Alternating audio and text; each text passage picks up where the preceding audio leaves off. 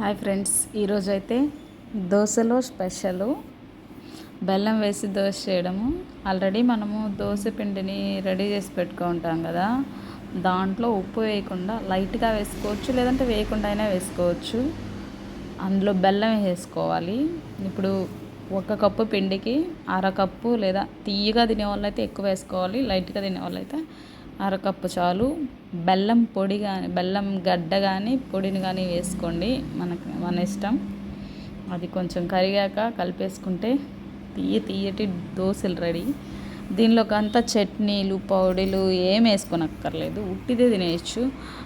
అందులో కొంచెం ఇంకా ఫ్లేవర్ బాగుండాలి అనుకుంటే యాలక్కాయ పొడి కూడా వేసుకోవచ్చు. అది వేసుకొని దోశలు వేసేసుకుంటే వేడిగా చాలా బాగుంటాయి. దాన్ని ప్యాన్ కంటే కూడా ఐరన్ పెనం మీద వేస్తే బాగుంటుంది. మన ఇంట్లో అవైలబిలిటీని బట్టి చూడండి, చాలా టేస్ట్గా అయితే క్రిస్పీగా ప్లస్ బెల్లం వేస్తాం కదా, క్రిస్పీగా మళ్ళీ మెత్తగా రెండు లావుగా పోసుకోవాలండి. పలచగా పోస్తే రాదు, మందంగా పోయాలి. ఇట్లా బాగా హీట్ అయిపోయి అతుక్కున్నప్పుడు కొంచెం వాటర్ జల్లి, లేదంటే ఆనియన్ తుడిచినా కానీ బాగా వస్తుంది. ఇట్లా రౌండ్గా పోసుకొని యమ్మీ బెల్లం దోశలు రెడీ అయిపోయినాయి. చాలా అంటే చాలా టేస్ట్గా ఉంటాయి. ఒకసారి ట్రై చేసి చూడండి.